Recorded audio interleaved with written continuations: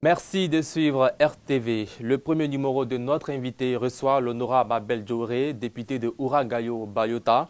Vous êtes membre du groupe parlementaire RHDP, membre du conseil politique du RHDP aussi. Vous êtes membre du Parlement de la CEDEAO. Merci d'avoir accepté notre invitation. Bonjour et merci de suivre l'actu décrypté. Dans cette émission, nous recevons pour ce premier numéro, nous sommes avec M. Terrassidi, directeur général et directeur de publication du journal Le Sort Ivoirien. Bonjour. Bonjour. Avant le décryptage avec vous, nous allons voir ce qui fait la une de l'actualité ce mardi.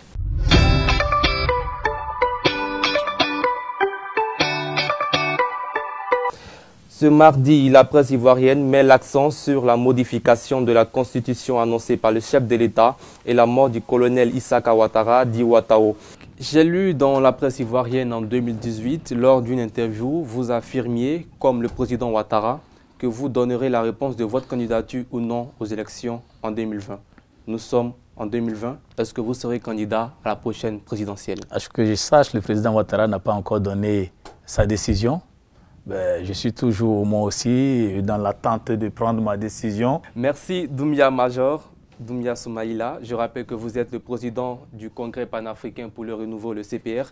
Merci d'être venu sur notre plateau. Bonjour à tous. Le chronogramme des sessions extraordinaires relatives à l'examen des projets de loi portant révision constitutionnelle et modification du code électoral est connu. C'est une activité qui va se poursuivre tout le mois de mars entre l'Assemblée nationale et le Sénat à Abidjan et Yamoussoukro. Merci de suivre RTV. Je reçois aujourd'hui le ministre Albert Flendé. Vous êtes conseiller spécial du Premier ministre, coordonnateur régional associé de la région du Tongpi et membre du conseil politique du RHDP. Bonjour et bienvenue. Bonjour. Jeudi, les cadres du RHDP issus de l'UDPCI auquel vous appartenez ont organisé à la rue Lépic une conférence de presse pour saluer le choix porté par le conseil politique du RHDP sur Amadou Gon Coulibaly comme candidat à la présidentielle d'octobre prochain. Vous y étiez sur la table des séances. Quelles sont les raisons qui ont suscité cette conférence de presse? Bienvenue dans le grand format. Ce numéro est consacré à l'adresse du chef de l'État le 5 mars dernier à Yamoussoukro devant les parlementaires. Pour en parler, je suis avec l'honorable Guibé Songuindassien Sévérin, député de Niakara, Tortilla et Harikokara.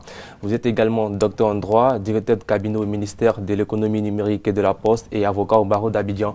Honorable, bienvenue à vous et merci d'avoir accepté cette invitation. Merci à vous.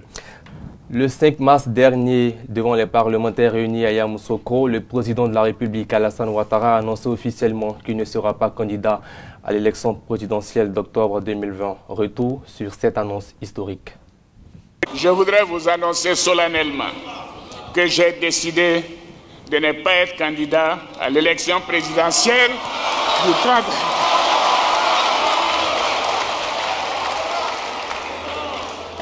À l'élection présidentielle du 31 octobre 2020 et de transférer le pouvoir à une jeune génération. Merci de suivre RTV. Dans ce numéro de notre invité, je reçois Dr Djeneba Ouattara, conseiller technique santé à la primature. Vous êtes chercheur en santé publique à l'université Félix Houphouët-Boigny de Cocody et présidente du mouvement Action Santé Sociale. Avec vous, nous parlerons de la pandémie du coronavirus. Docteur, bonjour et bienvenue. Bonjour, merci à vous de m'avoir invité. Alors pour terminer, docteur, aujourd'hui, quel est le meilleur remède que vous conseillez aux Ivoiriens? Réduire ces mouvements, se laver les mains, porter un masque si possible et puis utiliser également les gels hydroalcooliques. Le 21 avril 1990 est née à l'église Sainte-Famille de la Riviera 2 à Abidjan la Fédération estudiantine et scolaire de Côte d'Ivoire, FESI. Ces 30 années d'existence sont célébrées aujourd'hui. Pour parler de cette célébration et bien sûr d'autres sujets d'actualité, je reçois Goï Drigoné Bi Faustin alias Faya. Vous êtes président de la 2A FESI RHDP, l'amicale des anciens de la Fédération estudiantine et scolaire de Côte d'Ivoire. Vous voyez, aujourd'hui, il n'y a pas de candidat qui est opposé au RHDP. Il y a des candidats. Je ne vois pas. Au PDCI. Au PDCI, ce n'est pas quand même le patriarche Bédier qui va venir défier le candidat du RHDP. Guillaume Soro, candidat. Non, Guillaume Soro n'est pas candidat. Est-ce qu'un Ivoirien aujourd'hui censé peut soutenir Guillaume Soro? Non. Ce qui est important aujourd'hui, Ce qui est important aujourd'hui, vous affirmiez dans une interview qu'il n'y a pas de petites élections. Il n'y a pas de petites élections, certes, mais ce qui est important aujourd'hui, c'est le travail qui a été fait par le président Alassane Ouattara. Aujourd'hui, il serait difficile qu'à 5 mois des élections, qu'on trouve un candidat qui pourra convaincre les Ivoiriens de faire mieux que le RHDP. Moi, je ne suis pas ces députés-là qui traînent dans les salons, mais qui traînent dans la capitale ivoirienne. Je vais sur le terrain.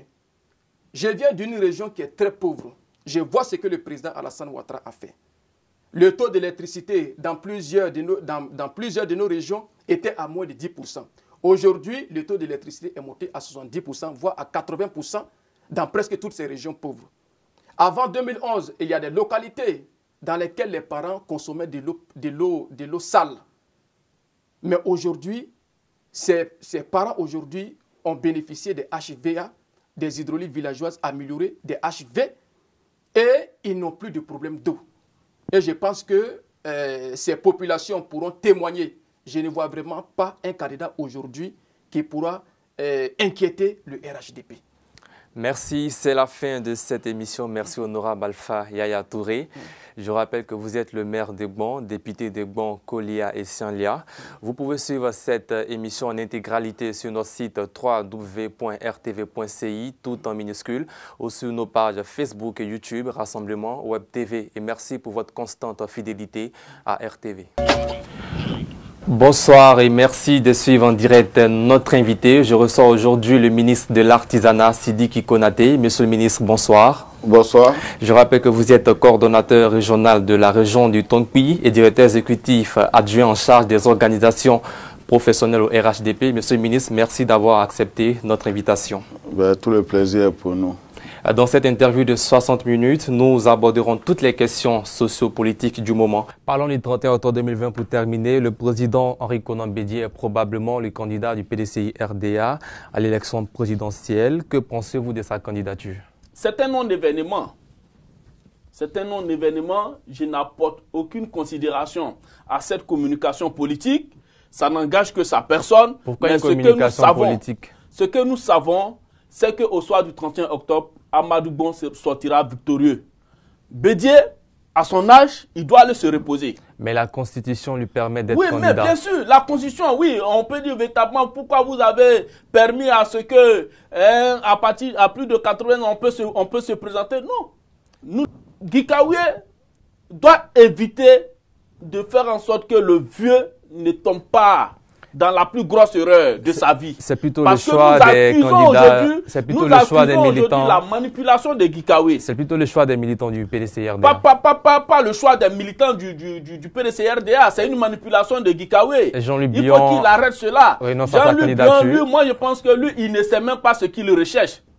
Merci Kader Fofana. Merci. C'est la fin de cette émission. Merci. Je rappelle que vous êtes le président national du mouvement Action 2020, premier vice-président du bureau exécutif national des jeunes du RHDP. Merci. Vous pouvez nous suivre sur notre site web www.rtv.ci, tout en minuscule, sur Facebook et YouTube, Rassemblement Web TV. Et merci d'être de plus en plus nombreux à nous suivre.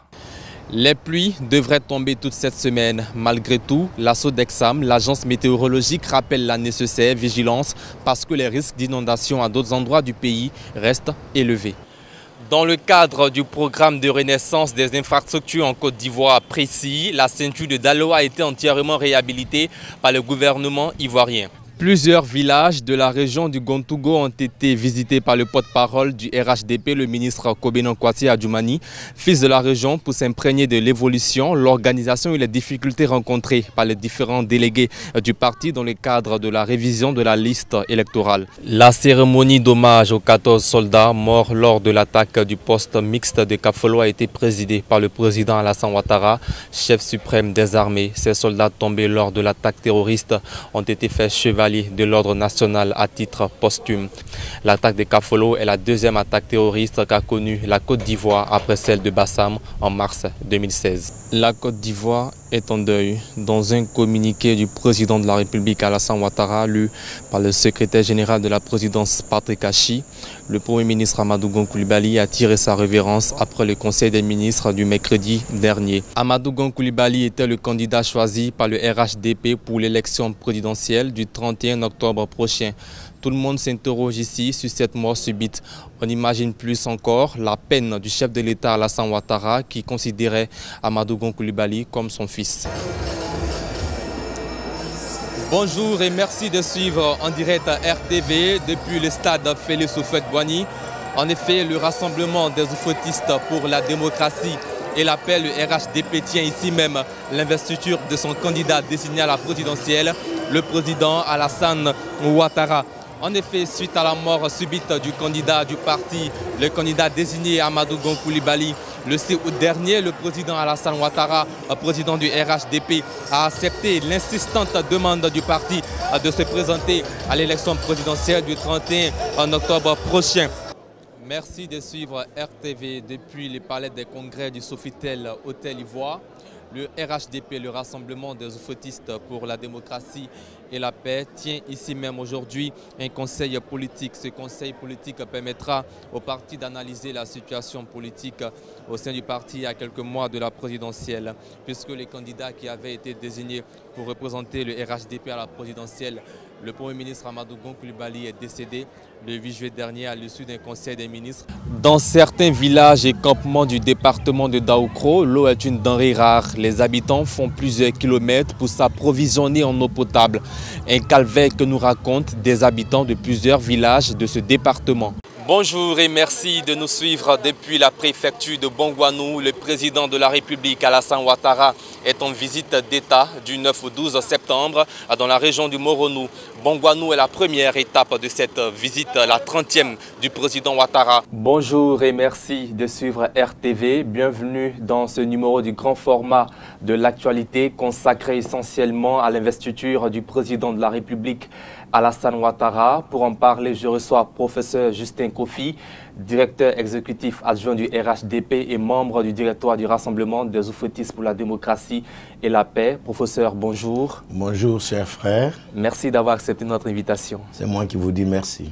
Merci à vous également d'être de plus en plus nombreux à nous suivre. Vous pouvez suivre toutes nos émissions sur notre site web www.rtv.ci.